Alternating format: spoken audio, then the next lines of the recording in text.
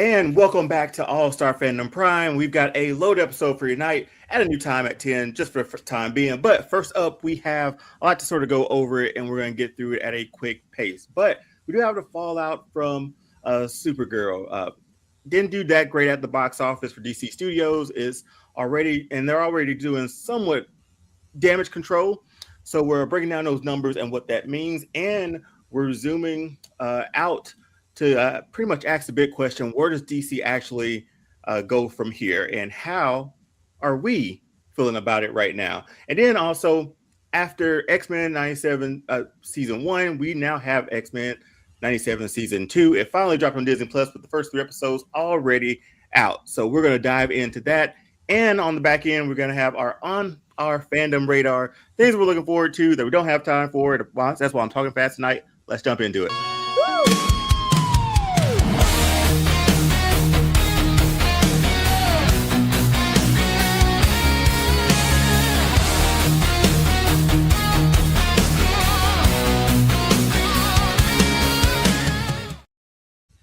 All right, so first topic up tonight is Supergirl. Obviously, it came out last week. You guys did a review on it, great review. If you haven't seen it, go check it out. And I watched that review, and I had some thoughts here and there. He took some notes. I took some notes. Let me grab my phone. Hold on. I did take some notes while I was watching. Hey, you got your box? You grab your box and stand on, dude. Hey, it's like on Hamilton. Me in the square. That's what I was looking for. I just wanted to see like a gif of somebody just walking out. Oh yeah, the heralds from Hamilton, putting it down and standing up. Hear ye. I have an announcement. What up, Takako? Hey, Takako. I will say this, because I got to see it on Tuesday night. And I was going to do a spoiler-free review, and they were going to come back with the advertised spoiler. that you didn't deliver. Yep. Yeah, and I'm going to tell you why. So saw that movie, got to see it on Tuesday night. I was in there. Hold on, before you say anything, did you sign an NDA or anything? No, it's okay. And it's been a week. And it's been a week. I'm just like, everything's out. It's not like I saw it first, and then it was like, okay, telling everything. But the thing is like I was in there with a couple of influencers, a couple of journalists, a couple of critics. So I think a few WB people who weren't in the theater down from us, but a lot of excitement when it started, when everybody was filing in and stuff. A lot of excitement. People were dressed up as Supergirl, like all that stuff. Kids were there too. So it was like, okay, we're looking forward to it. They had the big poster up on the screen. I was like, okay, this is gonna be dope, man. Because I know y'all knew how I felt about it before, and like just the trailers, I was like, man, this might be better than Superman. Like it makes me think like this might be better than Superman. It's on the record. It's on the record, and I was in that movie, and I was again just gauging the crowd too, like. A few of the jokes fell flat. I was like, okay, nope, it's humor, right? It's subjective. I get it. Yeah. But then it was just, for me, the movie just felt like an ordinary movie when I was hoping for a little bit more. And I think the majority of the people in the crowd thought the same thing too, because when it was over, there might been like a smattering of applauses behind me. Not a full on like nothing robust to the point it was just like, damn, man, like I get it.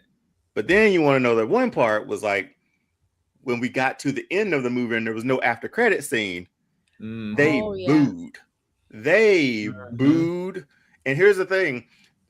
People from the brothers were over, like they were somewhere.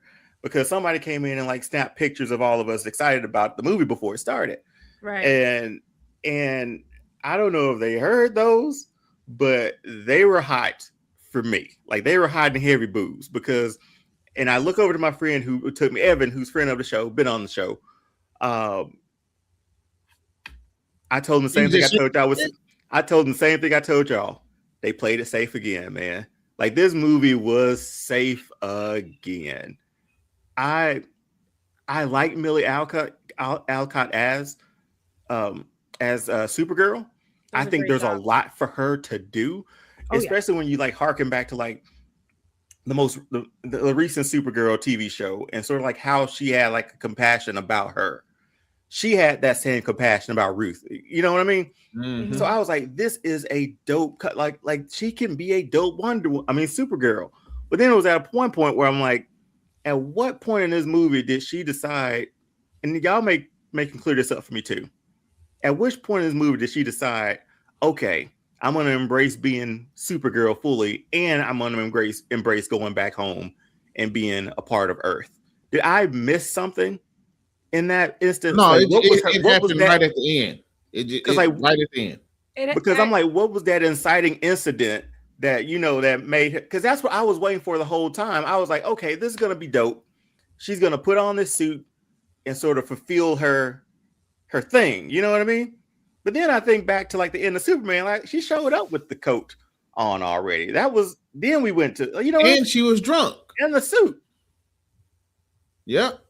So, but could it have been when Ruthie got in the thing with her to celebrate her birthday, and that's when she came to the conclusion, I want to go back to Earth? No, I don't think so, because remember, but it still don't make sense because Superman had crypto. Well, that's what I was just about to say. She came to get crypto, and then she goes back to the planet. So my only thing is, she just put on the suit for Clark because Clark gave it to her from what we see in this film. And then just like takes it off when she's not around Clark. Because remember, during the movie, he's like calling, checking on her, ask her, hey, when are you coming back? I want you to find your people.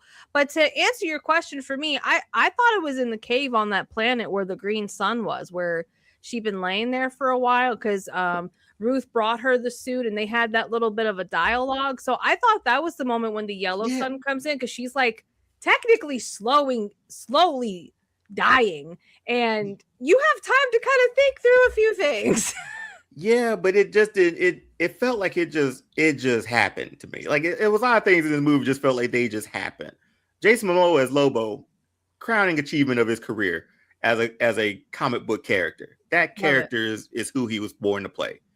But you can take him out of this movie and have the same movie. Yeah, you can. You absolutely can. Yep. And the fact that they pushed him so hard in the marketing material just makes it like he was only in there for 10 minutes, maybe.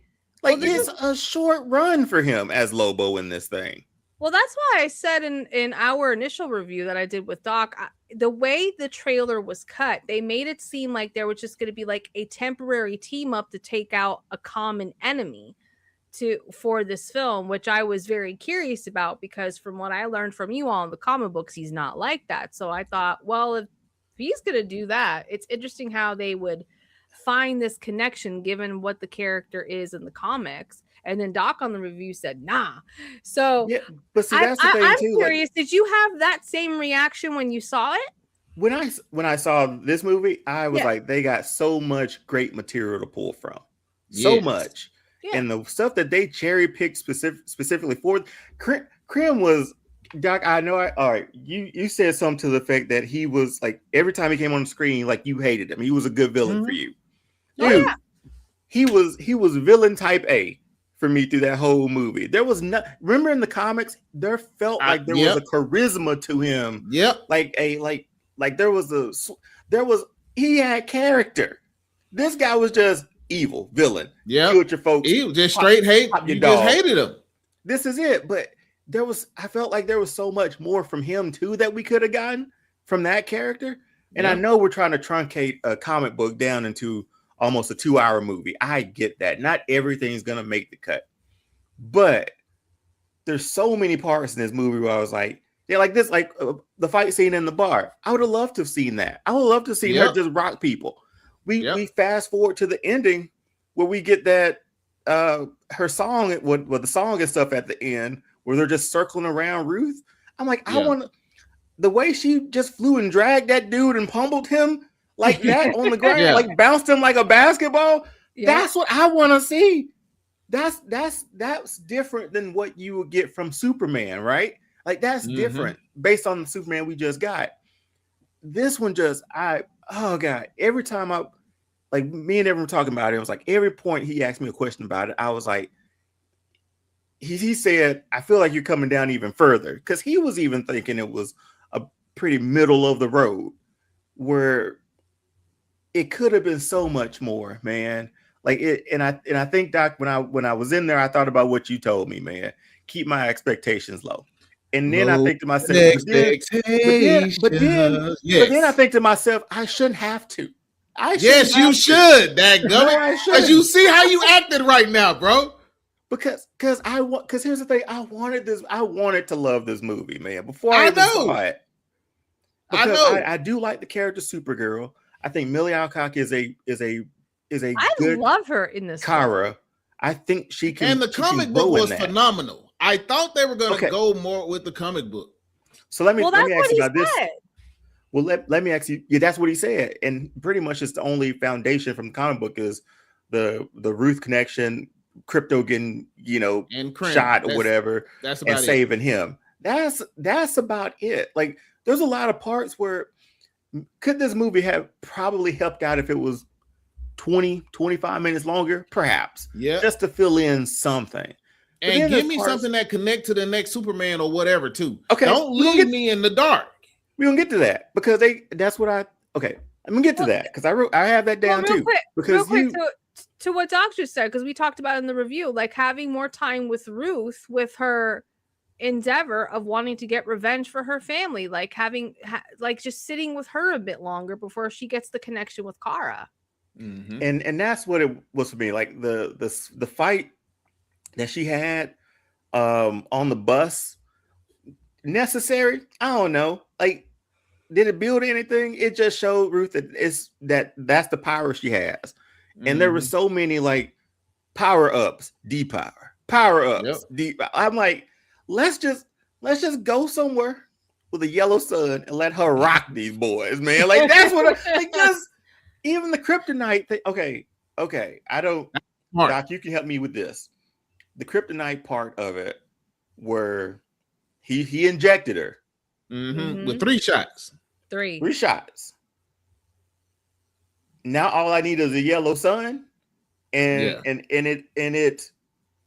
you good. And it took her like 3 seconds to heal. We're gonna have to research that and look that up because I have never known that to be a thing. Was that in the comic book? But hold on now. Remember, no, that wasn't in the comic book. Remember in Brandon Roth's Superman, where he picked up the entire crystal of kryptonite, the whole fucking asteroid of kryptonite, bro. Okay, you say that. I got another one for you. It's the animated one where what movie was it? Justice League Doomsday, I think that might have been Doom. Superman got shot with a kryptonite bullet. Yep. In here. Yep. And his skin was healing on the outside of it. So the kryptonite bullet was going to be in his body. Yes. Forever. Because you can't get it out. Exactly. Unless you use kryptonite tubes to, cut them open and shit. We'll talk about that later. Could we fly him to the sun and be like, here, like symbol him? Who gonna pick him up? You think Bruce got something to pick Superman up? Cyborg was there. Pick him up. Cyborg was there, but Cyborg ain't had nothing for Superman. Are we just gonna symbol him up to the sun and just like? And then how long do you let him bake before he? You know what I'm saying? I've never seen that. I didn't ask Evan this while we were sitting together, but I heard him make like a sound when that happened. Not like a ooh, or like it was something yeah, and that would make me think. Like I get liberties. It's all conjecture, but I understand that. But I'm like, I wanted this movie to be so good, and I think they did such a disservice to Millie Alcock in this one, man. She's a good Supergirl. She is and the writing for this, and what's so bad, James Gunn has said every script essentially has to be perfect before they go into production.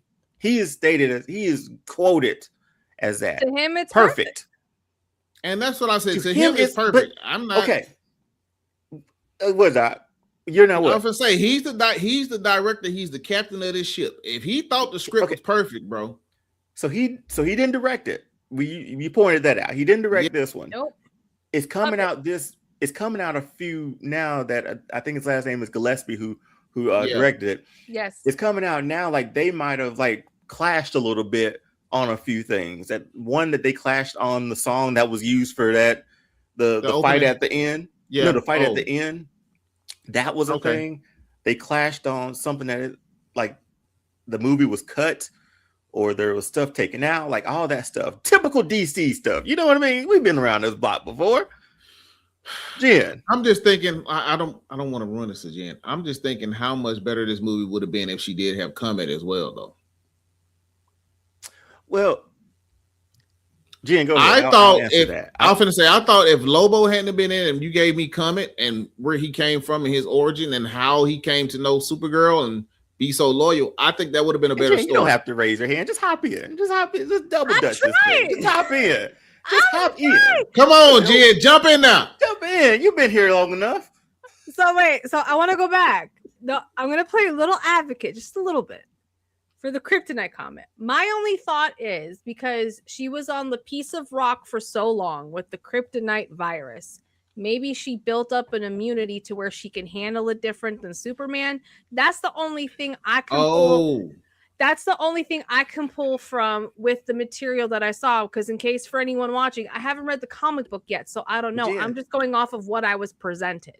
But now, Dion, before you tear that logic down, that's logical because of the bloodstream of her parents. But I'm just saying that wasn't explained to us. You can only tell us so much or give us that information that it makes sense when it happens. Like, lead me up to that. Like, give me hints while you're doing flashbacks. You really want to be spoon-fed? Which I thought were great. Like, if this is supposed to be the entrance. I'm sorry, Dion. If this was supposed to be the entrance to everybody getting to know their version of Supergirl, yeah, you kind of want to spoon feed people. You kind of want to spoon feed it to them. Give them what they want, so you can get that yay at the end instead of that. If the VP is over there and they hear boo, what the fuck is this? It was like you know what I'm saying? Yeah, that's what it went like. And then when there was no after credit scene. Boy, you want to talk about it was like Boondocks level of booing, man. Like a chair. With a chair. Like even in my theater, my theater had a good applause. Like my theater, they gave a good applause. It wasn't like that, but it was good. My theater did not applause. But then at the end credit scene for my theater, we were all like, "Where is it?" Nah, like Jen, you gotta think like, these were people in there like. They dressed that night to see. I don't doubt it. Like these critics, like obviously they're not gonna clap. That's why it came from like the back from influencers, fat kids, all that stuff, right? Professional. Yeah. So, but they're just there, and I was on a row. I was on a row in front of like a few of them. I didn't recognize any of them, but just to see them, like it was pretty much that. And they sat there and talked about it for a little while. And me and Evan sat there behind them because I just wanted to listen to see like what these people thought about it. Yeah. And it was pretty much everything you saw this week. Again, nothing on Millie Alcock. I thought she was phenomenal. Like, she was. But you can only work with what you're given. The young lady that played Ruthie, both of them were phenomenal in those roles. It's like you could only. I loved her. You can only do what you can do with it. So while I was in there again, and they're like, what's grade would I give it, man? DC played it safe again, and for some reason now they're looking kind of shady because like the box office numbers didn't come in like the way they wanted after this weekend either. Which they ain't come in like I wanted either. And I heard y'all predictions too. Yeah, and y'all were we were generous. We were generous. Very generous. Again, we were going off of what we were told by the release by James Gunn himself as to like, hey, this is gonna be darker, it's gonna be the comic book, it's gonna be this, it's gonna be that, like just going off of the information we were given beforehand. like, okay, let's give it a serious number. So that's why we gave those predictions. And ow. Yeah. Now Green Lantern has to be phenomenal. So this is what it is. Like, come on, eating bowl cereal. But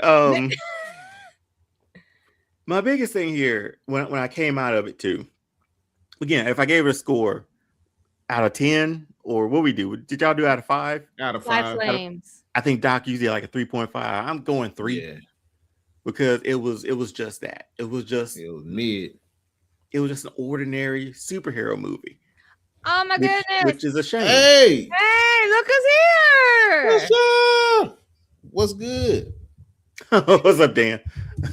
Hey, how you doing? He got a good applause in his IMAX audience, but other than that, yeah, mine was a smattering. So made me think also, if you could choose a Supergirl, and we'll dive into the fallout from this week, right?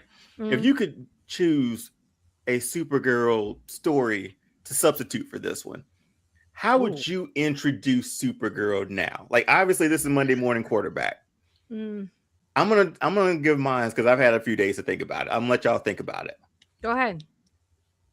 It was maybe like halfway through this movie, I thought to myself, I don't think this should have been the second movie for the DCU. Like, this shouldn't have been the second movie.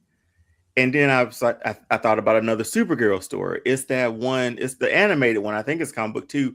What was it? Apocalypse, where you had Supergirl come to Earth. Clark was already here. The same storyline, right? Mm-hmm. But he was teaching her how to use her powers. Mm-hmm. And then when he couldn't, and she couldn't acclimate to everything, she sent he and Batman took her to Themyscira to be trained by Wonder Woman, by the Amazon, and by the Amazons. Mm-hmm. And I'm like, that I know Apocalypse is tied to that story, but if you just took that for me, granted, yeah, I may have overbooked the movie. It's a Supergirl movie, but it has Batman, Superman, and Wonder Woman in it. But it's almost like Tom Holland Spider-Man. Yeah, let's give him a mentor. Let's have a solid mentor within this universe. Let's give him Iron Man, and let's make Iron Man in this. Let's put Iron Man in this first movie. That's what I was thinking. I was like, I don't think this should have been the rollout for their second movie. I'll go back to what I said before, and I think people have talked about this too. And we'll talk about it again. I'm kind of jumping ahead, but just the plan that James Gunn has sort of put into effect for DC, and how it doesn't seem like there's a target, because Doc, you just said you wish there was a full connection, even though they did give you the Superman scene at the end with her being back in Metropolis. That's enough, I guess, right? But what was that? Was that the beginning of the Justice League? I don't think so. But that's the thing. No. So go back to that question. What would you, Doc, if there was another Supergirl story to introduce her, and when would you introduce her? She wouldn't have been my second movie out, bro. She would have been a phase, like in phases. We talk about phases. She would have been a phase 2. Yeah, I wouldn't have brought her out this year. Hell no. I would have brought out, like I told you before, The Flash. But you asked me about my story about this young lady. The story I would have gone with was, and you might laugh, the original story that I saw of when I even first found out about Supergirl. This is when Christopher Reeve was playing Superman. From the old movie? Yes. I like that story. What was her name? Yeah. But it was a clean story, man. Like, it was a clean, not and here's the thing. Yeah, these people, they don't know about it. They not, well, I'm not gonna say these people. Most of these people don't know about that story unless you're a real big fan. You know what I'm saying? Yeah, but still, like, if you're gonna choose nice clean story, and look, it spoons feed you. And if you wanted to bring in the whole part where they was in, what's the name of the place in the little bubble? I forget, but whatever. Argo, the mini Krypton, right? Argo, yeah. So, yeah, you want to bring in Argo and add that into that story? Yeah, now we weaving into it, but go back to Jen's point about her, taking them hits with that kryptonite and just healing just like that. Explain that part. You know what I'm saying? Because we made that connection on here. Like, we didn't even think about that in the movie theater. You know what I'm saying? Yeah.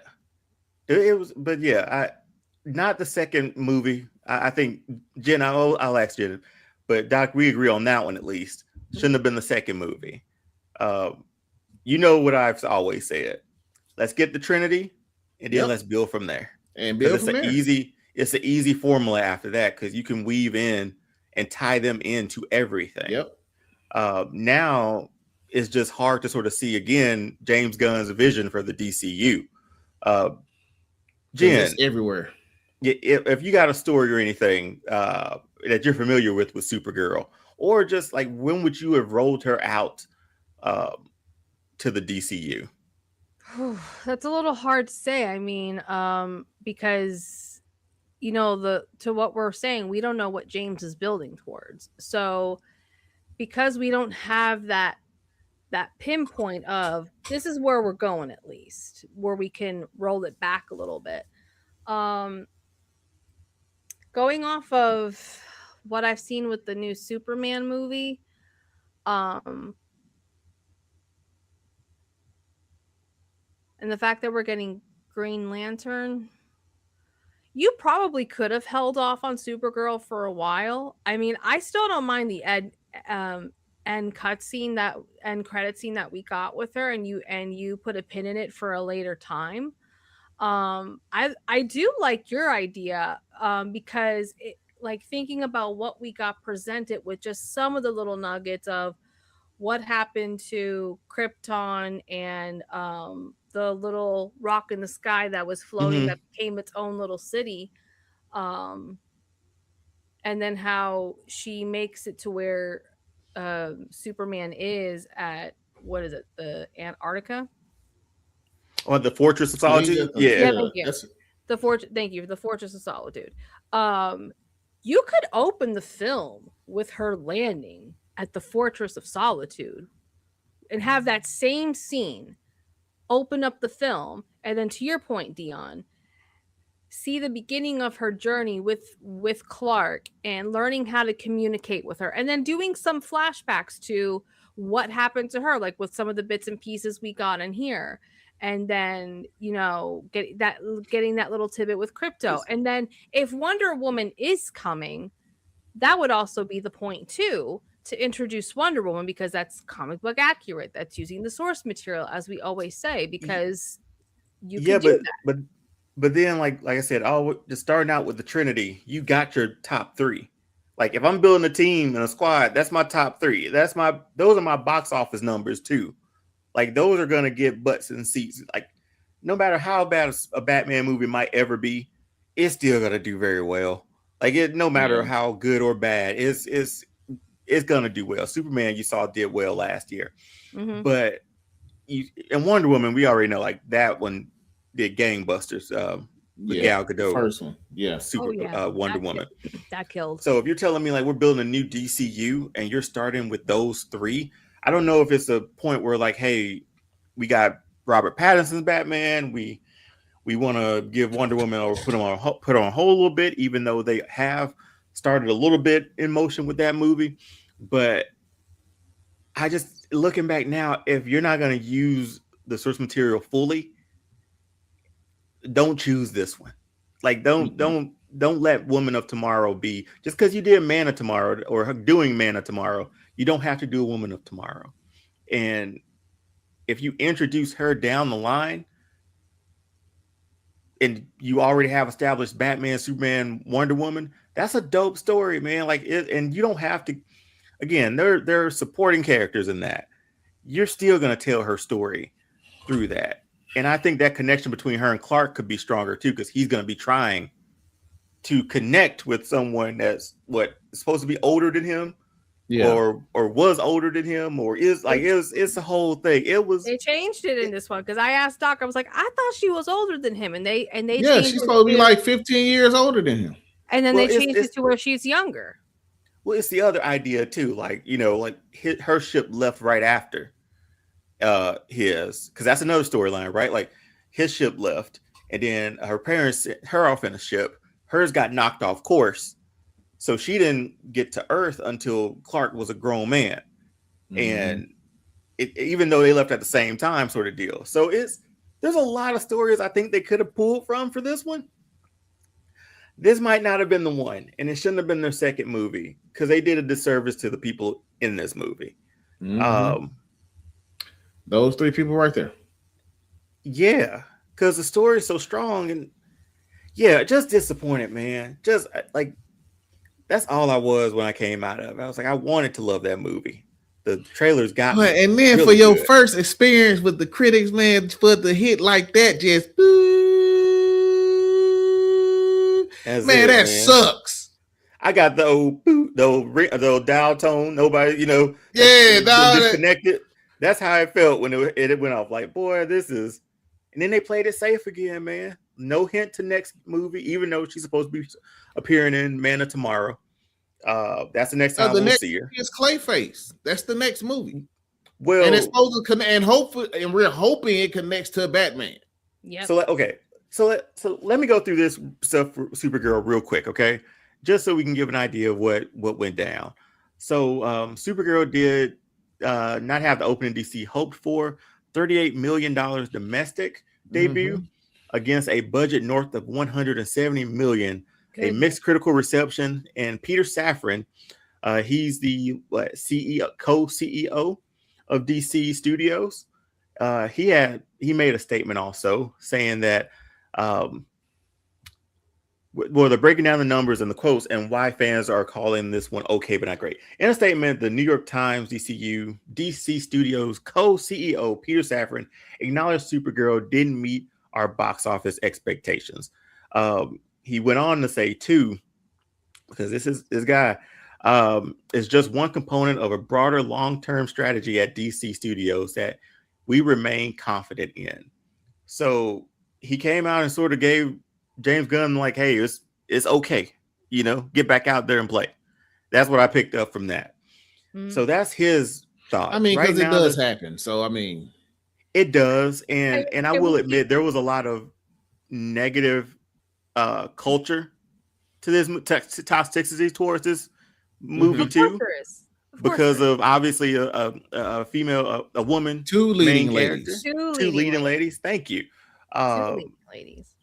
And obviously there's a lot of rage behind that for some reason that tanked it too. But I mean, like we keep saying this too, like every time we bring up DC, no matter what the story is, and we talked about it with Superman 2, we don't know what James is building to. So the fact that no, let me finish. But go ahead.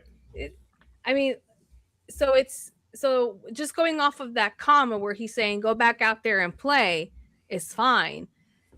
He knows stuff that we don't know, and the fact that James is keeping everything close to the chest, because that was my reaction when there was no end credits. It's like, he's just gonna keep the cards to his chest. Come on, just give me one thing. That's also what makes it hard, because we don't know what's coming. I didn't get that, Jen. I don't think they know where they're going, because it's bled into everything. Peter Safran also said like everything through animation, shows, and movies is all together. Like it's minus the Elseworld stuff, right? With Penguin and Robert Pattinson's Batman. And for a lot of people, that might be not a lot to commit to, but animation along with live action, and that could be some things to throw in there too. But Jen, at this point, shouldn't we have an idea of like where we're going? Well, to what Doc not even where we're going, or just to what Doc and I said in the review, it is intriguing that James is not giving us anything because he has to compete with Marvel. I don't know if he's doing that because he doesn't want ideas to be taken. He's protecting things from leaks.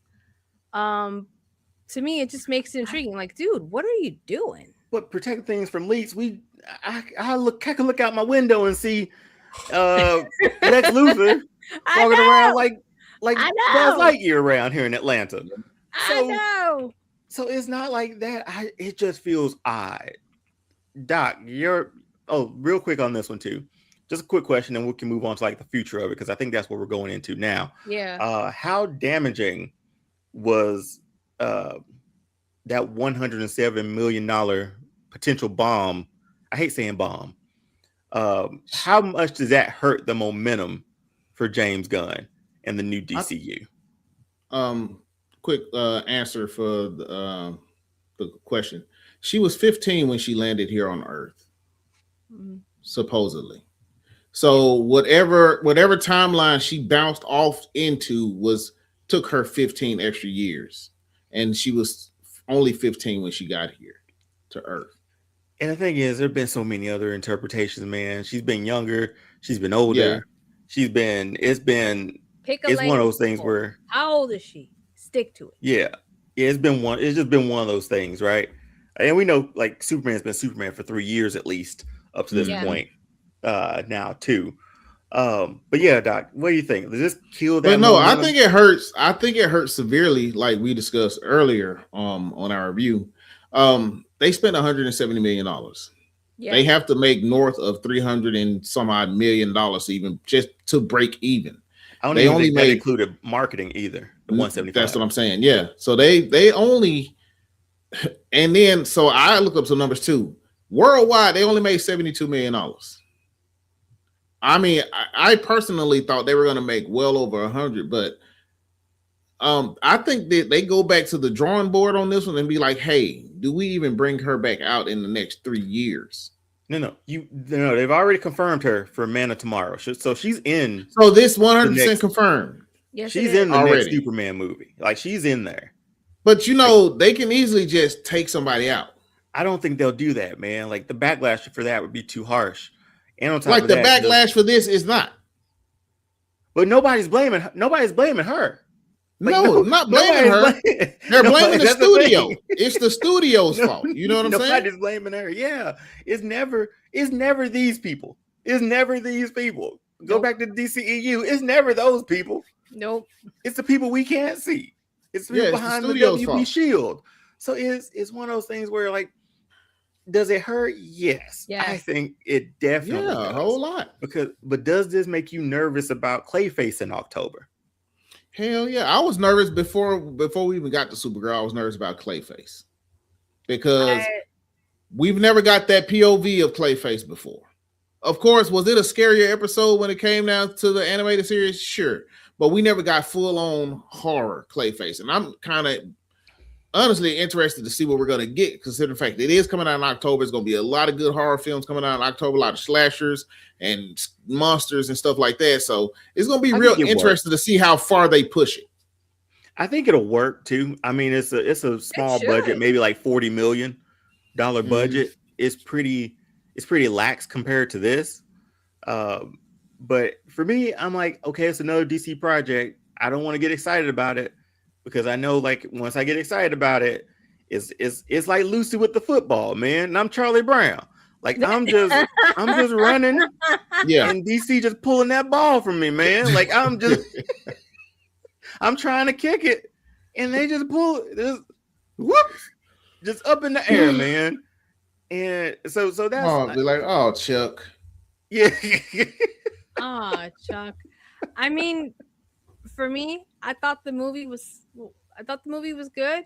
It wasn't terrible. It wasn't, oh my gosh, but see, it was good.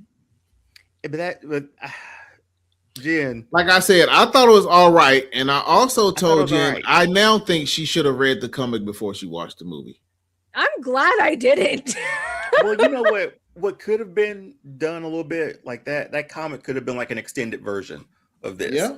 If it had sort of been a little bit more like it. I agree with you, Doc. I don't want to agree with you on this, but I'm just going to say what something you said before, where yes, she will be Supergirl throughout. And again, not her fault. Whatever that script was light. The villain was there's potential there. You just couldn't cross the finish line. And that was where I was like, we could have done better by them, man. But for me, Clayface, will I go see it? I don't know, man. I'll catch it. I'll catch it. Because here's the thing. I want to be excited for Green Lantern too, for Lanterns. I'm still excited for Lanterns. because we got in those roles. Aaron Pierre, that's Mufasa. And we know that Aaron Pierre is going to be in Man of Tomorrow too. So we're finally building something at least. But the thing is like I feel like we're knocking through like a lot of bit like tentpole villains, with Brainiac being the first one, as a team up. You know what I mean? Yeah, I can see that. So they are building up to the Justice League, and I know they hadn't put the Man out there yet, but maybe that movie does come out next year. I'm so hopeful. Well, there's a rumor. Bro. There's a rumor now, and I can just switch over to our future of DC, because right now, there are also rumors going around that you might see Batman or Bruce Wayne in Clayface in some form or fashion. Ooh. I think we already knew that. It's a rumor. And you know what? After everything this guy does, I don't know no more. I don't know. Well, I can understand why you are doubtful, but we've already discussed that. I told you, man, they got to show him somewhere, somehow, some way, bro. They got to show Bruce Wayne or Batman. Even a shadow. They've done the silhouette before. Listen, you can't have all these people in Superman and not tell me you're not building towards Justice League.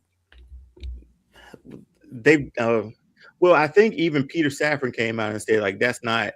I don't think he said that was their priority. What did he say? Maybe down the road, something like that. They're not rushing it, right?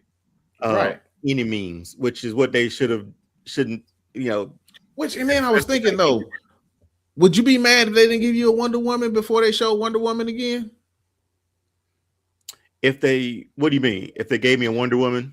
If they gave you a Wonder Woman movie, or would you be mad if they did not give you a Wonder Woman movie and gave you like a live action TV show and then brought Wonder Woman in the movie? We were supposed to get one. It was called The Mascara. You remember that?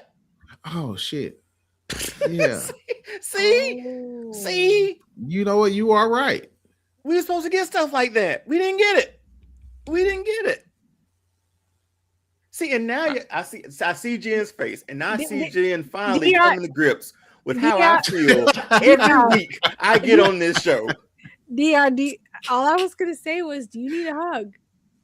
Every week I get on this show, and it's a DC topic. Do you need a hug? I'm just saying. Send him an air hug, Jen. Send him one through the computer. But so the future DC.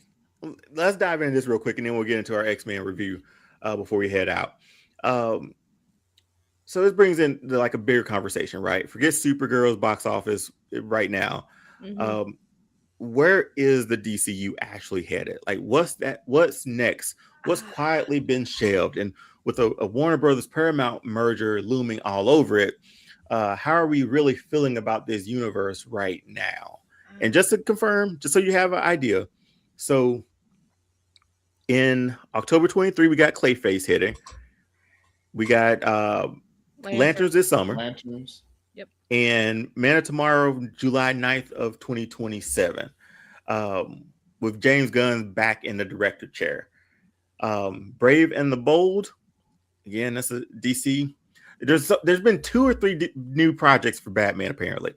The Brave and the Bold is what we knew about, with Christina Hodson being the writer for it, the script writer, and Andy Muschietti, he's the director. But now there's chatter saying that James Gunn himself could be the person who directs this movie.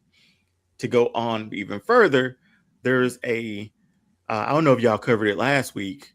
I can't remember, but the Nightwing Damian team up TV show or cartoon or something like that. No, I don't think we covered that. We did the 2 Batman trailers last week. So there's a team up that's going to happen. I think apparently there's a Nightwing already. You know what I mean? So there's something that's happening with that. But a DCU Wonder Woman film is in early script stages with no director attached to it yet. Meanwhile, that pending Paramount Warner Brothers Discovery merger has put a spotlight on whether Gunn and Safran, it's a rumor, would they even keep their jobs when their current contracts running through spring of 2027. Of everything left on the slate. Hey, the Lawrence Report. Welcome. Hey, Lawrence Report. Nightwing on the way. I believe Nightwing. Yeah, like this is the stuff I'm saying, man. But anyway, thanks for joining us. Thank you.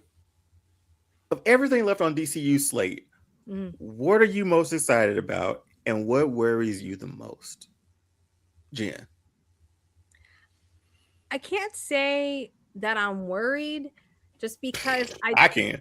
That's because you've been burned too much. You need a hug. And the only reason why I say that is because we don't have a North Star. I don't know where we're going. So it's like, and I do agree with Doc. We're building toward the Justice League. We have to be, because what else could we be building to? I mean, I have to rely on you guys on that for other comic book lore, since I haven't gotten into the comic books yet for myself. But because there is no North Star, I can't really fairly weigh of, this is not lining up with where he says he's going. The only thing I could say was, especially with this one, was he, just going off of what you guys are saying, because I am going to read the comic book now. He said it was going to be very close to the comic book, that it's going to be darker, it's going to have a darker tone. The whole fan base got excited for it. They're like, wow, that's a great comic. This is going to be a really great film. And then, according to you both and my friends that I've talked outside of here who saw the movie, actually are having the same reaction. It's meh. Yeah. So I don't think Jen expected for me to say it was just all right. Oh, she wasn't expecting that. No, I wasn't. Because I was like, oh, Doc must be loving these fight scenes. You're like, it was all right. I'm like, what happened? Yeah, like the one where she was just bouncing homeboy like a basketball. That was dope. That was dope. Yeah. That was dope. But then there's so many others where I'm like, man, why are we in slow motion, man? Let's see her rock these boys. But like, with Clayface supposed to be a horror film, which would be very appropriate for that character, like doing horror. Yes. Now, because we were supposed to get a darker tone with this one, and to a point, the only thing I could say that was really dark about it was just like how they expounded upon the grief, but that's a different type of dark than what I initially thought. So now so to your point, it's like, okay, well, how horror is Clayface really going to be then, if this is what we're getting? So as far as me being worried about the future of DC, that's hard for me to comment on, because now with this new merger, and if it goes through, we don't know how all this stuff is going to change. Doc, let me go real quick. I'm gonna be really quick. I forgot that I thought this over the weekend, and I've had a lot of time to think about this. Hey, look, everybody, there's green. I honestly said to myself, man, DC should just give it up. No, you didn't. You ain't say that. I did. Yes, I did. Dude, you tell me you wasn't a dude walking down the street kicking the can with your hands in your pocket and your head down and your hat turned backwards and moving your head like this. Like, damn, DC, I keep giving you a chance, and you just won't show up for your boy. I for real thought that. I'm like, no, my thought was like, they just ain't got it. Like they don't have it. It's been through too many hands. Okay, before I go, tell me, well, what are you excited about then? Is there anything that gets you excited right now that's coming out before the end of the year? He just that you have something you have to look forward to for DC. Yes, something. I'm not talking about the animated stuff, not the animated stuff, live action. Well, oh yeah, we are getting that. I forgot about that. We're getting and Jimmy Olsen. That's what he's doing. That's what he's giving you. That's what y'all boys doing. Oh, this is a great project. Don't do that, because when he was Guardians of the Galaxy, he was our boy. Don't just throw him off on your boy like that. Don't do that. Because Kevin Feige was the captain of that ship, man. And now I respect Kevin Feige even more for being able to do what he, even in the bad phase of phase 4, 5. Four. Are you saying bad phase because there was a lot of Russian stuff to TV and it wasn't that good? That was more a 4 going into 5. But even for him to helm that ship like he's helmed it like that for Marvel, and now you see what we're getting with Spider-Man and Doomsday at the end of the year. Like, I respect that dude even more, man. Like, he takes everybody on retreats, and they plan out the next 10 years or whatever of Marvel. Yeah, that's smart strategy. Like that's a hell of a strategy.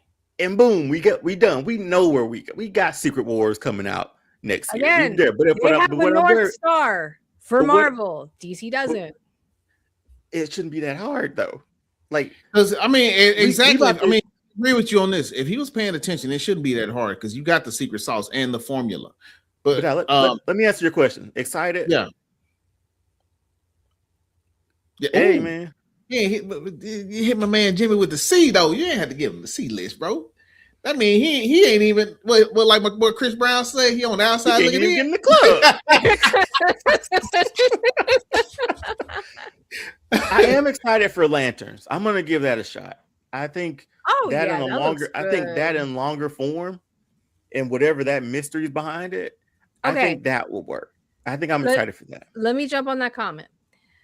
Dion, if they would have done Women of Tomorrow as a streaming series and had more time to expound upon it, do you think it might have been better?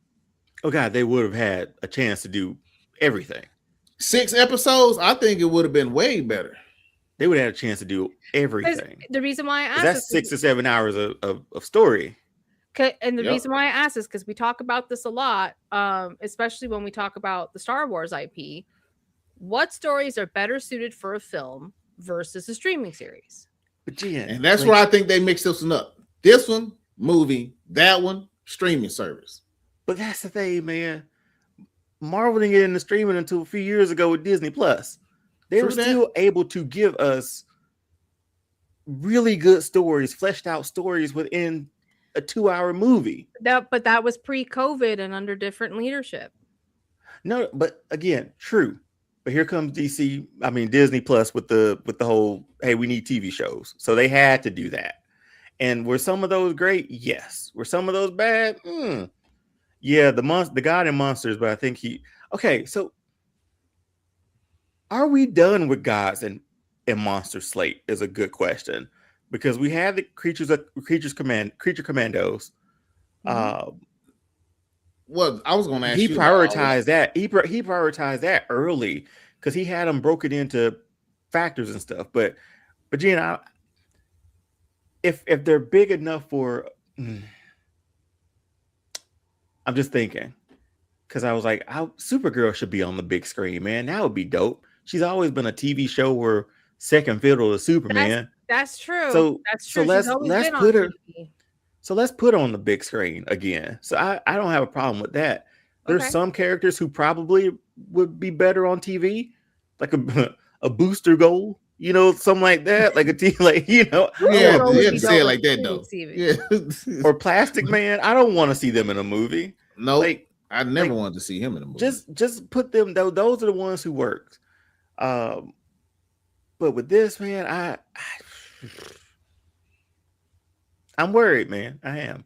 But another quick question on this one too. I'm sorry we are so long on this one. They're prioritizing a lot over at DC at the moment too. They're also saying that they're prioritizing that Deathstroke and Bane movie we heard about. Mm-hmm. That's a real thing. Yeah. Okay. So it's a Batman question. Should they have prioritized Batman earlier than they did? I told you he should have been the second damn movie that came out. The second anything. He should have been the one to come out. They should have made the announcement last year who Batman was going to be because I'm pretty sure they picked him already. They flashed a Gotham sign in the Superman movie. That would have been connective tissue. And see, Jen, all of these are great decisions that you should tell your boy because he ain't hearing nothing and he's doing everything that he wants. For good or bad. When you get the keys to the road, what you gonna do? You gonna drive it or not? But that's the thing, man. He's told us so much. next y'all make a timeline, okay? Because he said some stuff about the Flash. Remember how bad that was? Yeah. He said some stuff about Blue Beetle, how that's supposed to be part of what new stuff he's making, and we hadn't heard. You're right, because he came out with a video on the internet talking about all that. Absolutely. Yeah, we're gonna pull that up next week and revisit his initial plan with the whole gods and monsters thing, and then everything else that comes through. Because the whole fan base got excited about that Blue Beetle, God of Monsters. Just pivoting in a different direction of DC. The whole fan base was excited. And I can understand the thought of being like, you know what, we just had all this stuff with the DCEU. Let's get like maybe one tentpole guy and like Superman, and here let's pull some other people in who we didn't use. I get it, I understand it, but at the same time, man, you gotta know what you got, man. Like if you're a coach, if you're a coach on a team, and you playing like DC is the what?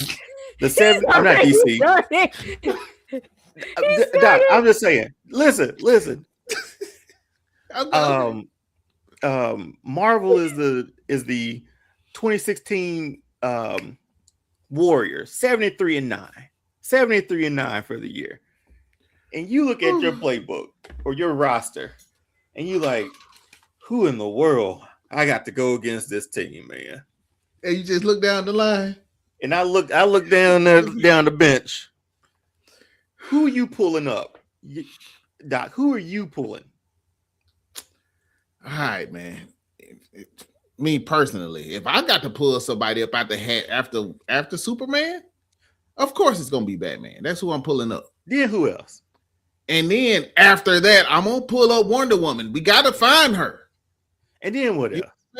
And then I go into Green Lantern and Flash. And then I will do a Supergirl. I would do a Supergirl TV show. 6 episodes, bro. Then we get to Woman of Tomorrow. Then we make that movie. You know what I'm saying? Because we don't know who Kara is. Most of us don't. Most of the people out here don't know who Kara is, right? Then you get assumption too, unfortunately, too. Huh? There was a huge assumption, I feel like, too, where she didn't have the same name power in a Wonder Woman. Yeah, that's true. Yeah. So, but then you give me Flash, right? And then to the Lawrence Report's point where he said he heard about the Martian Manhunter coming. I was like, you got to introduce him. You feel me? Mm-hmm. Now we got the Justice League coming, baby. You give me a real big bad that's gonna put, like you say, put butts in the seats. Mm-hmm. This would have been my direction. I'm just a little dude. You know what I'm saying? You just gave Marvel's phase 1. Hey, is that not what my man said? It. You know what I'm saying? He had the map. James Gunn had the map. He was there.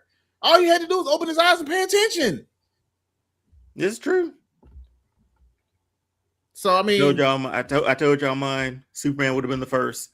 Batman on the back end. Wonder Woman there. Then we get a Trinity movie with just the 3 of them. Then after that, we start slowly forming the Justice League by having those one-off movies from Green Lantern to Flash, and we connect them all together. That's it. I mean, what else we need, man? It's like how many years is this supposed to go? I'm looking forward to Green Lanterns. I am looking forward to Lanterns. Not looking forward to Clayface. I'm sorry. I'm not looking forward to that. Because if I don't get what I want to get in this, I might be on that same soapbox with Dion right next to him with my top hat. What do you want, though? What do you want, though? I want to see Batman in there somewhere. Give me my Batman. That's what I want. I mean, you're tiptoeing around it, bro. But see, even a Firestorm movie would be in that second tier of movies, man. You know what I mean? Like, yeah, just you got your DC has their top 5, man. Like it's their top 7, really. That don't need standalone movies that you could throw them back into a Justice League movie. But I feel like as much as we do those Zack Snyder stuff, or if you like it or hate it or whatever it is, at least he's the only person who's ever given us a live action trinity of Batman, Superman, and Wonder Woman together doing anything. That's true. That's true. And did they jump the gun with the Justice League? Absolutely. Like they did. I still like Zack Snyder. I still like Zack Snyder. I still like him. That Zack Snyder Justice League. The cut, the Snyder cut with the black suit, fire. Boy, that's why I say your boy Cyclops ain't had enough for Superman. Boy, when the axe came down and your man was just looking at him and the axe just slowly crushed. Yeah, you ain't got nothing. What do you say? Not impressed. Not impressed. Wait a minute. Not impressed. Yeah, dog. Yeah. Oh my God. Yeah, dog. I don't know. People hate on Zach, but I like Zach, bro. The action scenes are great. Zach knows action, man. Like if you like action, Zach knows action. But yeah, we'll see where the DCU goes from here. Supergirl stumbled with this one. Hopefully they can pick it up with the Lanterns TV show. Clayface might do really well, given it's around Halloween, the time of year, $40 million budget, I think. Mm-hmm. So they can make that up. I think it's $40 million budget. And then there's nothing else until next year for DC, right? Man, they got to make up that money they losing on Supergirl, bro. Yeah. So that lets me, that also, and I know we're finna move forward, but that makes me think how long it's gonna stay in the theaters before they snatch it out. We got 4th of July coming up this weekend. I ain't gonna lie to you, man. I saw a picture on Twitter again. I think it really could be. I don't know. It didn't look AI to me, but they're already like tearing down like the boards for Supergirl. Which I hate that for Millie because I like her. Yeah, man. Like, because the thing is like, let's think about it real quick, and we'll move right on into X-Men. When it comes to women superhero movies, I feel like there's a lot of toxicity towards women for some reason when they got really badass characters, and it's like, what's your problem with this? Because how many movies to get Black Widow? Like how many movies? But after she died, to your point. Sorry, no. To your point, if you can accept them in the comic books and have no issue, what's the issue with the movie that's based on the same comic book, even though it's not a play-by-play? They'll use terms, those terms. I don't even want to say them on here. No. But they'll say stuff and that they're trying to be too much. They Wonder Woman was a great movie. I liked Captain Marvel. I thought the Marvels got shortchanged by being the shortest movie in the MCU. What else? I liked Black Widow. But it would have been dope if I got Black Widow right before Endgame. Right? That's when it happens, right? I agree with that. Black Widow should have came out before Endgame. That would have been perfect. But given how they hit different slated movies, it would have hit different. Yes, it would have. But the way they slated movies, I think Captain Marvel was the next one right before Endgame. So because the whole beeper with Sam, so hers were next up. But I'm like, boy, if we could have slipped that one in there, that Black Widow one would have been perfect. Because that's how I watch it now. Like I watched that movie before. Yeah. If I do a rewatch, I don't watch it on the back end, man. I watched that before. Yep. But because it works. But in the grander scheme of things, those are the only women-led superhero movies we've had, along with Supergirl now, if I'm not wrong. Yeah. In this recent time. That's not. You want it more, man. Like there's characters that you can expand upon that, but I get why, like, sort of studios will play it safe a little bit with them because of, I guess, a toxic fandom that's out there for it. Yeah. Unfortunately. Yeah. It's a shame.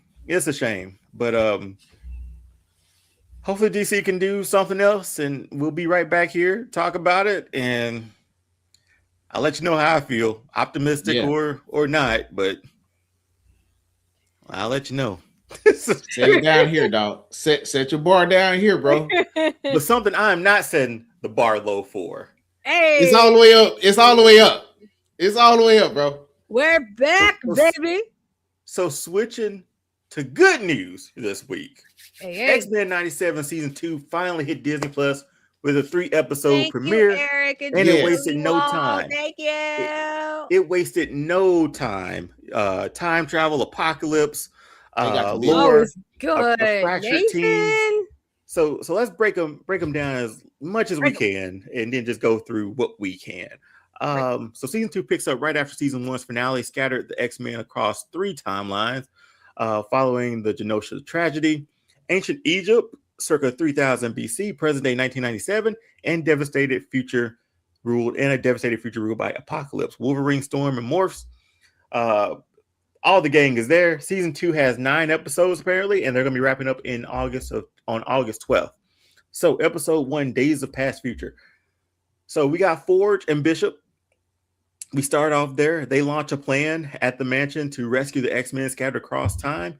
Meanwhile, Cyclops, Jean Grey, and that crew find themselves thrown into a bleak, distant future built entirely around Apocalypse ideology, where they encounter they encounter their son, they encounter his prophecy, they encounter everything there, along with, should we tell them that, hey, I'm your daddy? You know, I'm your mama. I'm your mama. So with that episode, I thought that was a really good episode to kick it off with. Doc, your thoughts on this first episode as we sort of see like the Days of Past Future? Listen, first episode to me was absolutely phenomenal. First of all, look, you get young Lily Flower Springs here. I think that was his middle name. I know I probably messed that one up, but he got wasn't it Day Springs? Nathan Day Springs, something like that. Anyway, first episode, absolutely phenomenal. You got Cyclops, you got Jean. They go around, they see their baby boy in his, I guess, preteen phase. You know what I'm saying? He growing up. He learns that he is the one that has to bring the end to Apocalypse, known for being the god of chaos. You know what I'm saying? He's John Carter, man. That's what he do. Just going through, just destroying for no reason. Anyway, so the whole episode is beautiful, the way they build up on family and trying not to break their baby heart. You know what I'm saying? They try not to break their heart because they want to take the boy back and like raise him. You know what I'm saying? Because they had to give him up.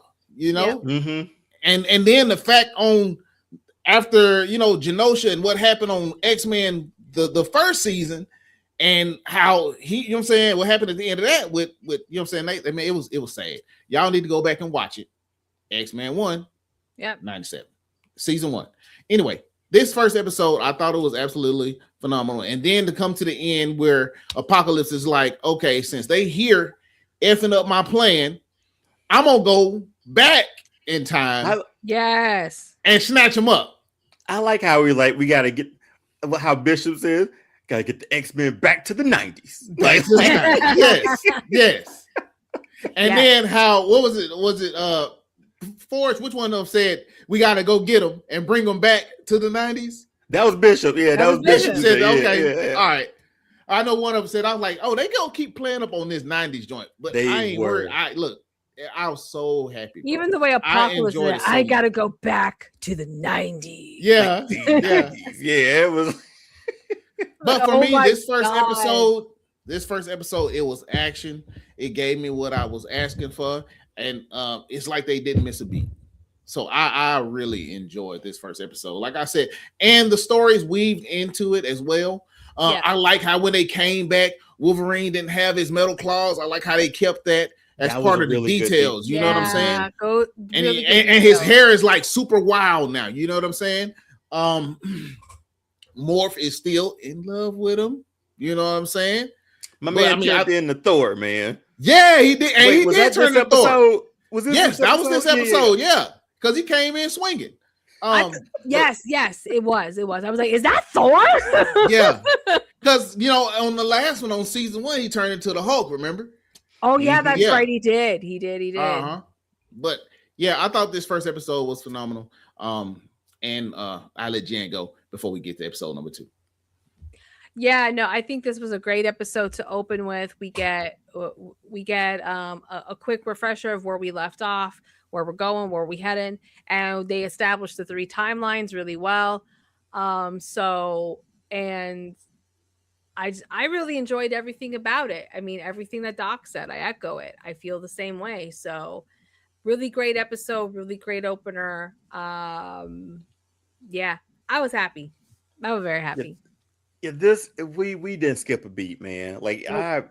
I fired this up and I'm like, boy, this is like we only get 9. Like that's what I thought about when I was we only get 9 episodes.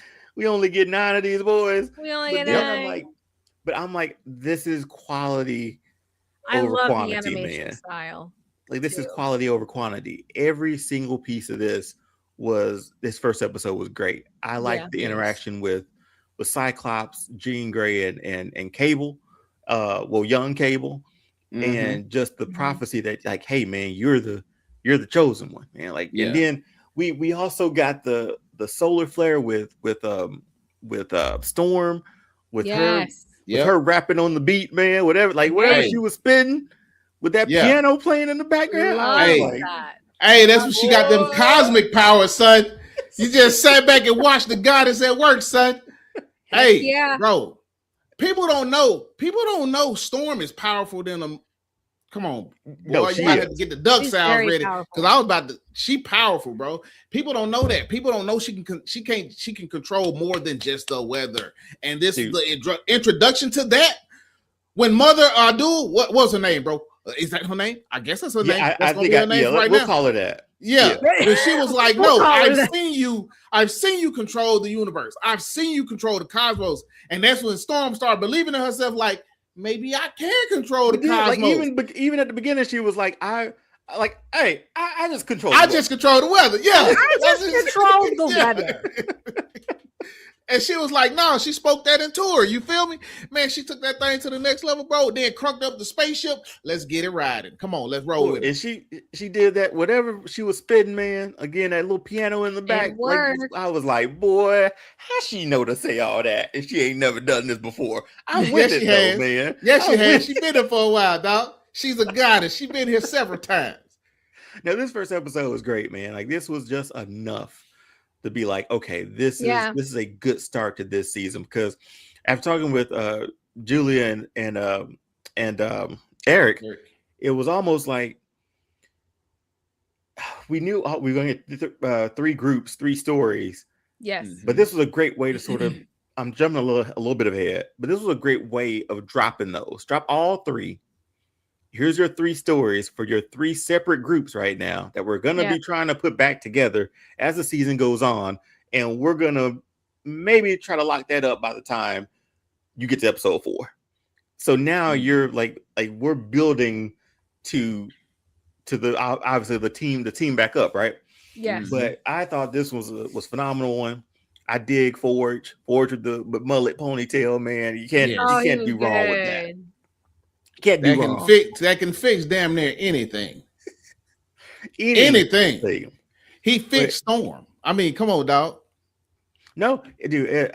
This whole episode was fantastic. But jumping to episode, anything else from episode 1 that no, I like the connection. I like the connection at the end when Nathan put his arm through the thing, and then they panned to cool. Big Nathan arm. You know what I'm saying? You know what I'm saying? Okay. I like that. Yes. Speaking of that, with the second episode, the change of the intro to X-Force, yes, was good. No, they know what they doing, bro. They know what they doing. It was good. I didn't expect that, but then because at one point I was like, you know what, I'm gonna watch the first intro because we back, baby, we back. Yes, but then I was like, I might skip the rest of them. But here's the thing. I know how much I like that intro. Yeah. So the remote's there. I'm not pressing that remote. Yeah. I know I'm watching these right before we got to go on this show. I was like, I can watch these intros. That X-Force intro was dope. It is X-Force 97. That was dope. It was good. But with that one, we're back in the present with the X-Men. Well, with the X-Men gone, 2 rival groups rise to fill that void. Cable forms X-Force with Sunspot, Jubilee, Cyclops, and Archangel, while Cyclops' brother Havoc leads a government-sanctioned team called X Factor. Sort of echoing the old Xavier Magneto divide in a new generation. Mm-hmm. So this was a good one for me. I actually enjoy this one because it gave Jubilee a time to shine. Hey, check this out. Jubilee mad disrespectful. You understand me? Mad disrespectful in the police station. Gonna call my man Alex Cyclops Junior or Cyclops reject. She mad disrespectful for doing my man's like that. I mean, he kind of was, man. You know what I mean? Don't do that. Don't do that, Deanna. That man got powers, and he is the leader of X Factor. He's like the Temu Cyclops, man. You know what I mean? Hey, but let me tell you something. For me to see an episode Jubilee heavy, and I didn't get bored, and I sat up in my chair, bro. You didn't get bored with any of these. I didn't. Thank you, Jen. I didn't. But a Jubilee episode, this was Jubilee heavy, bro. This showed you what she can do with her powers.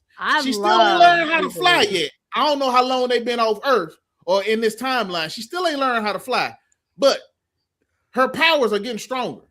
Yeah. And then the whole flare when she jumped off the roof, bro. I was like, okay, I see Jubilee shining out here, bro. There's so much from her that I haven't fully power wise, because there was even the stuff off her foot, using it as rockets, to blow back. Yes. I was like, have we seen that before?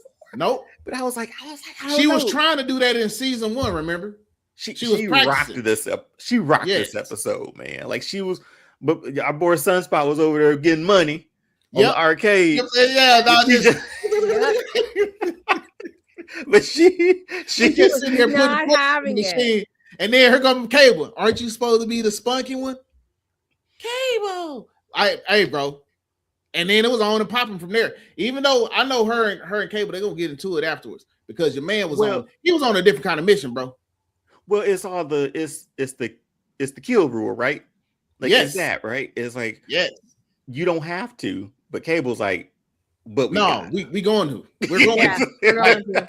We're going to. There's no questions about it. After we get what we need, somebody got to be up out of here. The only reason they couldn't put old Diamond Girl out of there because can't nobody put old Diamond Girl out of there.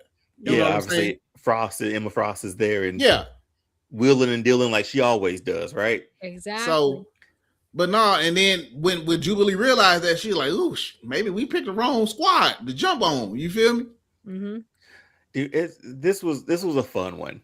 Jen, what were your thoughts about this episode 2 of X-Men 97 Season 2? Same thing. I really loved it. We opened up with the future timeline, then we came back to the present and we get more of establishment of what's happened to the world since X-Men went missing, how the government has reacted, how other mutants have changed their prerogative as to bringing order to the civilization. So a lot of really good things. And then with this lovely lady right here and how she's like, listen, I just take both sides and just get paid. That's all that matters. That's it. So yeah, really great story writing on all counts. I love the animation. I love that we're doing the 3 timelines, and so far it's working very seamlessly. And I think they made the right decision of doing the first 3 episodes just to establish, hey, this is where we're at. This is going to be the rest of the season and what we're going to be doing. And enjoy. Thank you. Yeah. Yeah, and especially if we got this X-Force and X Factor going against each other, that's really that gives them something. And I know we're on our way back to the 90s too. So everything is coming back. Everything is going to be right there in the 90s form.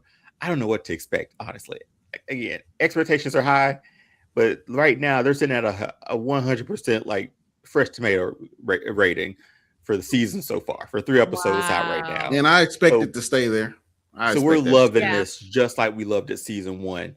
And this is really Marvel animation finally being hey, movies are on lock. Let's work on this animation piece because that's where we wanted them for a little while. I mean, I won't say we. I'll say personally, that's what I've wanted them for a little while. You give me this, you give me friendly neighborhood Spider-Man, like that was good. Yeah, phenomenal. Like, so you have the what if is it is if you like it, you like it. If you don't, you don't. It's sort of like just it has to be your sort of cup of tea, right? But when they're in the bag like this, it makes you like, okay, let's just stay in the 90s, man. Let's bring Spider-Man back, let's bring Iron Man back, let's bring Captain America, let's bring Hulk back, let's bring She-Hulk back. Let's just do the 90s again and just be happy in that. And build off that. And just be happy like we were. That's like we are. What you mean like we were? Like we are right now. But like we used to be in the 90s. Like your Saturday morning consisted of this, Iron Man and Spider-Man. And then you had Hulk. And then She-Hulk was in Hulk. And then I was like, boy, you want to talk bowls of cereal.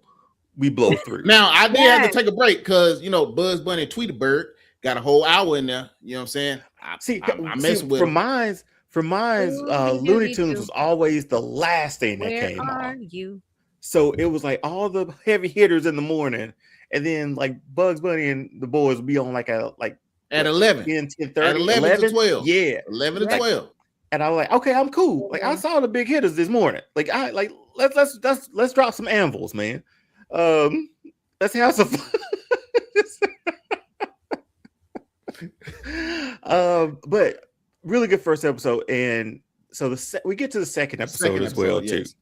Well, the third episode. Let's go to that because I think we gotta give Jubilee her flowers first because Jubilee such a scene. Yeah. Before we move to it, Jubilee rocked it. She did her thing. She saved the moons. Like she is that lasting. She's that lasting. She's a beacon of hope. Yep. Thank you, Jen. That's what she is. She's her Xavier. And Sunspot both. She's a beacon of both hope. of them. The teachings of Xavier, pretty much. Yep. She still upholds them very, very highly. And we saw in this where she was like, "We're not leaving them behind. You got. Hey, I'm not coming alone." It shows how much Xavier had had what type of impact he had on her to where she really believes in that to the point where she's like, "I know you're Nathan, but sir, nah, we ain't doing that. Not here. Not now. Not ever. Luna, put your tail down." Yeah. But this was really good. It's really good to sort of see like the teams that are made up. From that first episode, then the second episode, because we saw where people got scattered. Yeah. But leading into this next one, not gonna lie, this might have been my favorite episode. Who you telling? This one was dope. Who you telling? This El Salvador. En Salvador. En Salvador. Yeah, like he's En Salvador. I love say his name one more time for me. I love the accent. I Salvador, whatever. This dude right here, I see why he the dude, bro. I see why he Michael Jordan with the ball, dog. And then the Egyptian pharaoh actually seeing what he was going to become in the future. He was walking up to him with the smoke. Oh my gosh. This whole episode was dope, bro. So good. You want to be like a teaser for the next episode because this is part 1. Yes. Rise of Apocalypse part 1. There's a teaser for the next one? Apparently, the episode of this one is Rise of Apocalypse part 1. So we're gonna get like a little bit of because remember how it ended with the. Oh yeah, that's true. It said to be continued. With his head was cut off and then the big dude was controlling, and then the fire came down and because it was that Ramatut, I guess that's who that was. Ramatut. Yeah. But this was great, man. I thought the idea of Magneto trying to change the timeline, manipulate somebody like he always do, but don't get it twisted. Sometimes I agree with your mans. But dude, if anytime we gonna change it, we got a chance to do it right here. Yeah, and he should have done it right. He should have done it Charles Xavier way. What did Charles say? Let's leave and let's figure it out in our timeline. Because what he did what Magneto did was so much worse. Okay. Magneto basically made Apocalypse become Apocalypse. Thank you. Well, he was going to do that anyway. Like, not if he would have made him change. He had a moment where he could have made that man change, bro. Wait, that was his whole point. That's what he was trying to do. But he didn't go about it the right way. Yes, he manipulated him. That's what pissed him off in the first place. And that's why Xavier got upset. Man, all I know, I thought that was a really good wrinkle to throw into this timeline, because this is the one timeline where you could possibly change something. Yes. But no telling what else changes after this. You know what I mean? Like, you get the threat. You remove the threat, right? If it works, but what happens to that was the point of episode 1. That was the point of episode 1 with her name escapes me from the character. Mother Abdul. I'm gonna find it. We'll call her Mama. Mama. Mama. Mama told Storm, "I did this on purpose. I brought you guys here to help me with him in the future, and then another group to stop him in the past, so he never has power to begin with." She wanted to just eliminate Apocalypse from all timelines. Yeah. But this was a good plan B, man, if it worked. If he didn't manipulate him as badly or whatever, like I get that. But you couldn't straight up tell him, like, hey man, you're gonna be a killer of worlds, essentially. Basically. I just had a thought. If you go through with this, but we don't need you to be that. I just had a thought. All of the episodes where we can't mess with the timeline, we can't mess with the timeline, we can't mess with the timeline, and yet Mama's like, well, we got to take him out so that he doesn't exist at all. I'm like, Mama, that's messing with the timeline. But she had already messed with the timeline when she poofed them to the 3 timelines. When she already messed it up. Right. Yeah, because that's right. She saved them from the explosion. So that's how they sort of whirlpooled there. Yeah. So it's like, Mama, ma'am, you kind of already did. Yep. Dang, man, this was a good one. I like that. So good. Even Magneto in this one with the beard was. I'm not gonna lie. I like the design. Don't change this look. I really like. Hey, who he look like right there? Who he look like right there? Who we think about it? Put a hat on. What type of hat? A fedora. Who does he look like? We got a movie coming out later. We got the movie coming out later this year. Who? You tell me he don't look like Bison? You tell me he don't look like Bison in that pose? Put the fedora on him, dog. This wasn't a fedora. It was like a captain's hat, was it? It was like this right here. It's a captain's hat or something. This what your man was wearing, dog. I'm not mad at this look, man. I dig it. I dig it. But we saw like the to be continued at the end of this one. Jim. Obviously, we're on our way to like seeing how they survived. Did they get away? Did they get out in time? Are we back in the 90s when we jump back to the next episode? The way they concluded, I was like, wait, what? Man, when that beam hit him, bro, I was like, he's toasty. Like, where is everybody? What? This was good storytelling throughout. This was like the animation. Like, we can't say enough about the animation. The animation sometimes. Oh my gosh, man! Just the color that they use, the strokes, the lines that they're using is different from anything really that's on TV from an animation standpoint. Like they were when they were out in the 90s. I can't tell you how many times I paused just to look at some of the animation with certain scenes because it is just dope how they did it. Yes. My gosh. Yeah. Everything about this was beautiful, and the music as well. Of course, the music, the score, Jubilee, the voices, the voice actors, everything about these first 3 episodes was phenomenal. Jubilee's needle drop with the alarm going off and how it's synced up so good. And how it's synced up, so good. So and the whole butt kicking through the whole jail, that was So just a general question about the last 3 episodes, right? So I think we probably answered this one just before, but out of the first 3 episodes, which storyline grabbed you the most from the 3 episodes, Doc? And Sabanor. This one right here.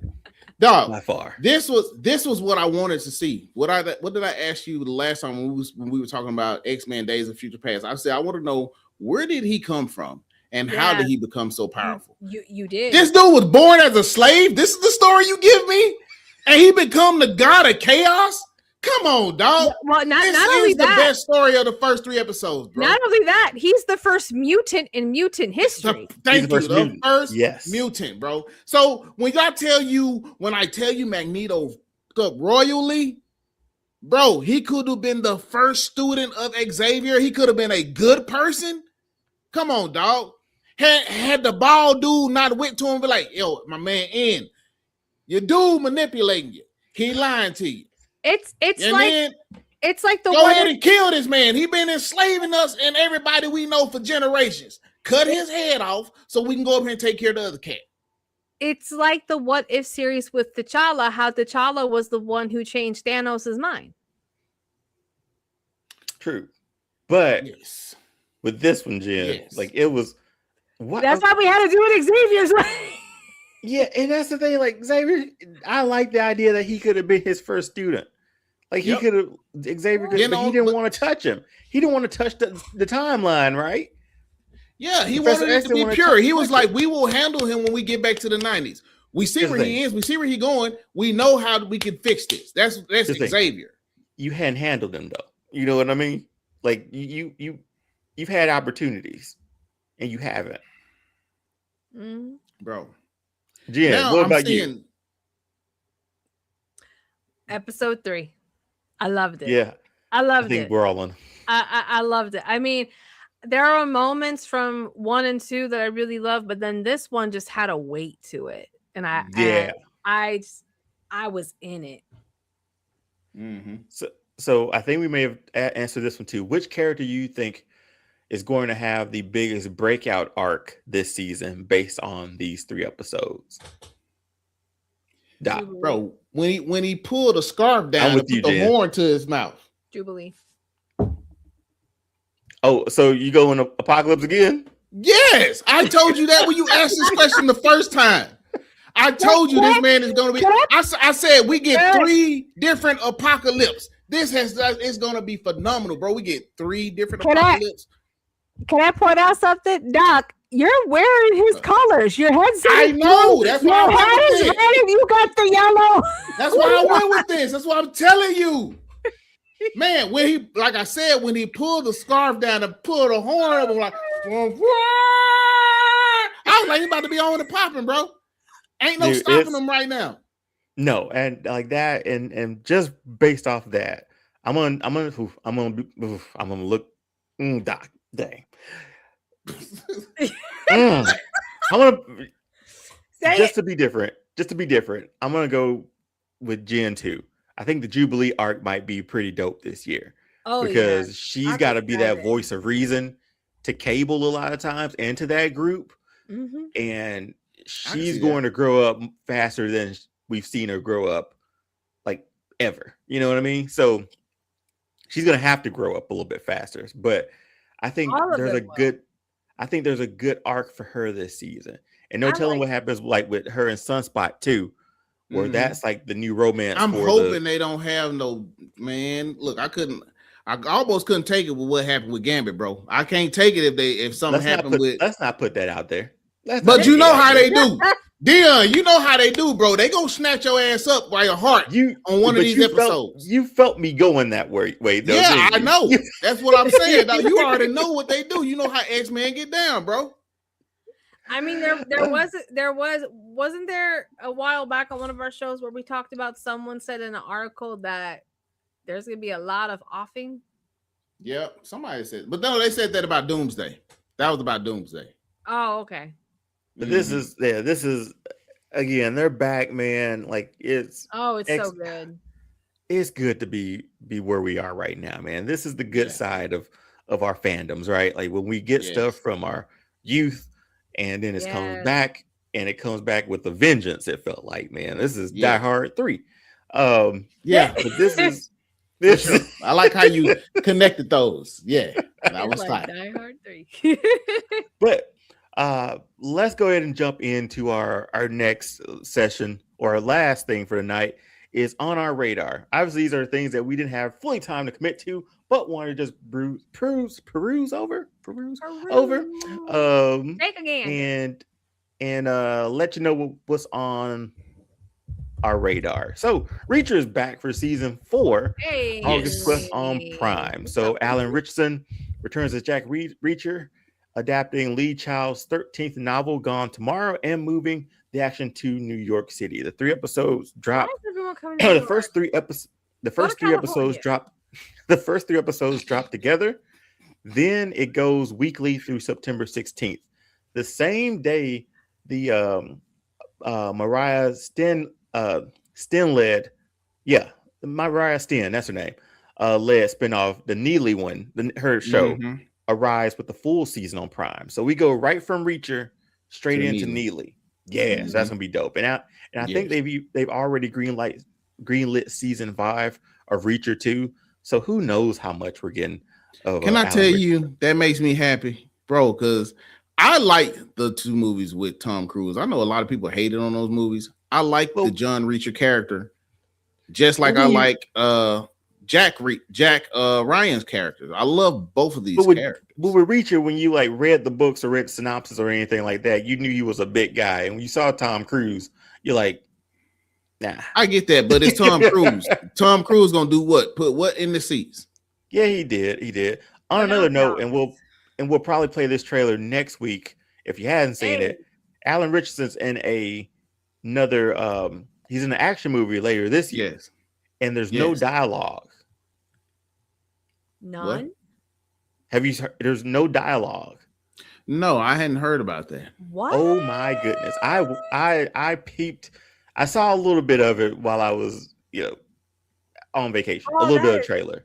Fascinating. You know what? I ain't gonna lie. I watched the whole trailer. And it was just I know you did, just like you did with Spider-Man. Why you sit there trying to sit with a straight face? Yeah. You really try to do that with a straight face. I did, but the level of action movies we love, oh boy, it's like a revenge movie. Like we'll pull it up next week. Yeah. And it's Alan Richardson is supposed to be you hear screams or something like that, but there's no dialogue. I'm gonna say this: if you hadn't seen, was it The War Machine on Netflix, which was an action military film for him? Hey, go check it out because it's something coming down at the end of the year, Gears of War, that I'm hoping he will be in that movie. Oh my God, when they start casting for that film. So check that movie out. Alan Richardson, man, when he came on the scene, bro, he really came on the scene, dog. Well, he used to be on Blue Mountain State, remember that? Yeah, which was hilarious. It was a lot of dudes on Blue Mountain State that are hilarious right now, bro. Yep. But he was just a goofball in that. You're like, man, the quarterback. No, he was a linebacker. He was a linebacker. Oh yeah, he was the linebacker. Yeah. But yeah, because old boy was the quarterback. He throw the ball and turn around like Steph Curry. Yeah. Yeah. My man from what's his name? My man from Meg. What is his name? I gotta find his name, bro. Jason Statham? No, not Jason Statham, the black guy from Meg. Yeah. Yes. Didn't he have those like some American trunks too? Yeah, dog. Hold on. I'm gonna pull that up right now. Database. A brother from another mother. Paige Kennedy. There it is. Is that his name? That's his name, Paige Kennedy. Yes. Yeah. Yes. So we on the lookout for that.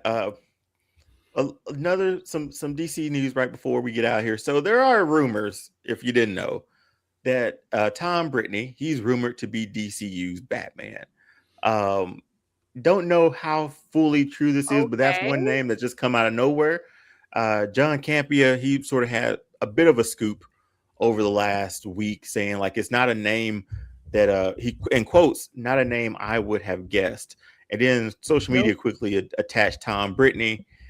He was also a former Superman finalist for the role. So he's been through this casting thing here and there, but I'm not familiar with a lot of things that he's been in or what he's done so far. Hey, we always said it's okay to put a fresh face out there. It's not a bad idea. No, it's not. He better kill it. He better kill it. I think if memory serves me correct, he will be the first no name to do a Batman. versus all the other Batmans. We know who they were. Jen, you know what? You might be right.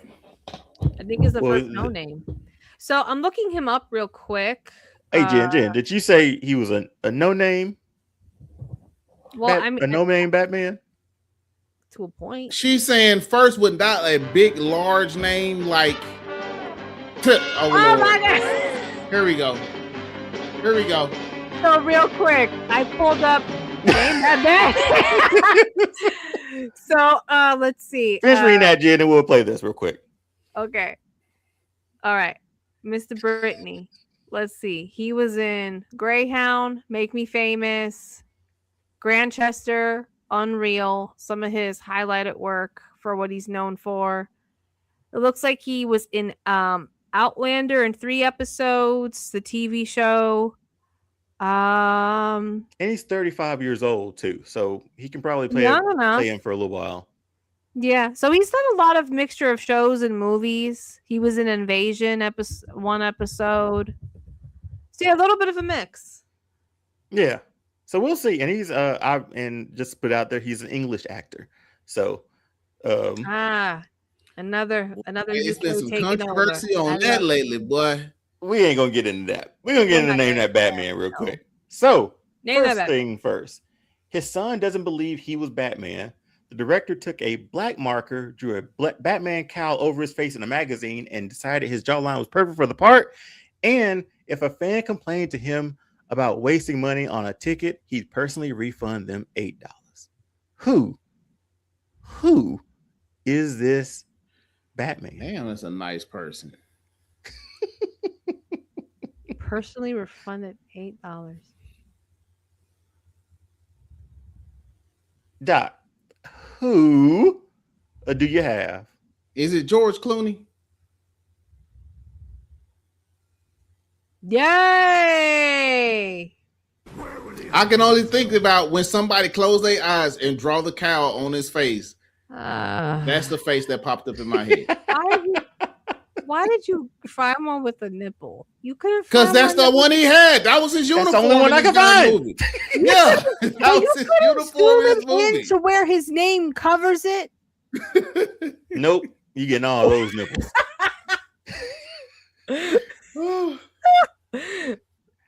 Get all those. Oh, George Clooney, like you said, this is the one they made so they can sell a whole bunch of toys. Oh, whole bunch of toys. And one last thing, there's a ThunderCats movie in the works as well. Warner Brothers Animation confirmed a new ThunderCats animated feature is officially in development. So we'll see how this works. Some people always wanted like that live action CGI hybrid, but this is going to be some form of animation. So we'll see how well that animation works. I hope it's more on the realistic side of things, but at least ThunderCats is being talked about again. Man, I'm gonna try out for Panther. Yeah. Well, hey man, I think it's time, dog.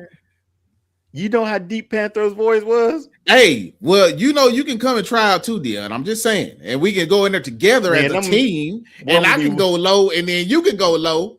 I'm gonna be like Regina King and play Wily Cat and Wily like Riley and Huey. Give me Riley and Huey, and give me Wily Kid and Wily. You want to be the twins? I want to be Panther. Like I got to be Panther, bro. Man, I hope they don't put Snarf in that movie. Oh goodness, they got to. He's part of the ThunderCats. Don't do that. Don't do that. That's just like saying, "Give me He-Man without Battle Cat." Don't do that. Oh gosh, do not do that.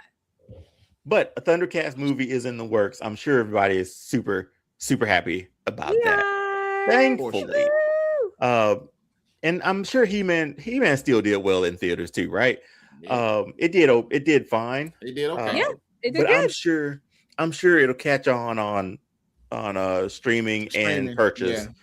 Yeah. And then they'll make their money up there.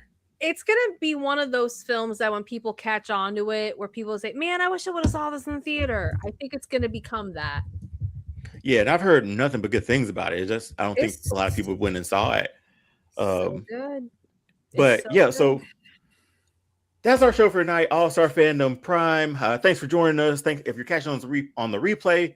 Thanks for watching this as well. Yes. Be sure to like, follow, subscribe, do all the social media stuff for us. We really appreciate it. Hit the notification bell and that like button here on All-Star Fandom. And like I said, All-Star Fandom Prime is our weekly show. Our reviews will be on the weekends and other little nuggets like everything you need to know before a new season of a new show will come out. So Jim, big props on working on that for Avatar for us too. And also on that, head over to Spotify and Apple iTunes. Not Apple iTunes, that's old. Apple Podcasts. and we're over there as well. Download those to listen. Leave a review if you can. Leave a comment here too if you can. We will definitely answer back to those. Please. And we'll be back with another episode next week. We don't know what's in store for our fandoms. We don't know from day to day. But there's one thing for certain. On Wednesdays, we'll be here to talk about them.